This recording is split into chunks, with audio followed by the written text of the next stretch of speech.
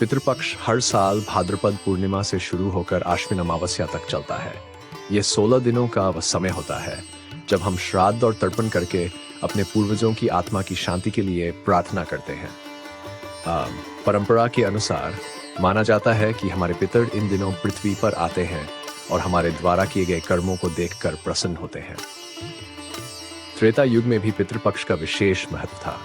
रामायण के अनुसार माता सीता ने गया में भगवान श्री राम के पिता राजा दशरथ का तर्पण किया था। जब भगवान राम वनवास में थे तब मानस के अनुसार दशरथ जी की आत्मा को मोक्ष दिलाने के लिए माता सीता ने गया जी जाकर तिल और जल अर्पित कर तर्पण विधि संपन्न की थी। कहा जाता है तब से गया भूमि को पितरों के तर्पण के लिए सबसे पावन तीर्थ माना जाता है और माताओं को भी तर्पण करने का अधिकार मिला।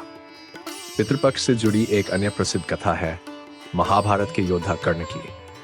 कर्ण ने जीवन भर सोना धन आदि का दान किया लेकिन कभी भोजन का दान नहीं किया।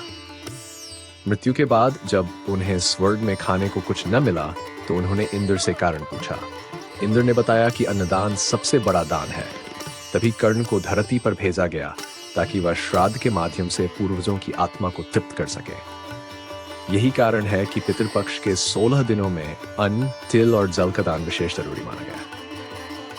पितृपक्ष में श्राद्ध करने से पितरों की आत्मा तृप्त होती है और उनका आशीर्वाद मिलता है।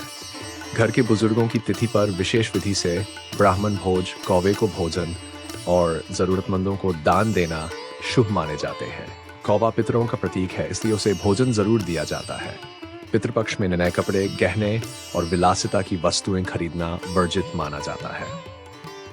पितृपक्ष सिर्फ एक धार्मिक आयोजन नहीं बल्कि परिवार और पूर्वजों से जुड़ने का महत्वपूर्ण माध्यम है।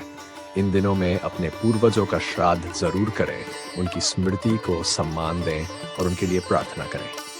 यही हमारे संस्कार है, यही हमारी परंपरा है।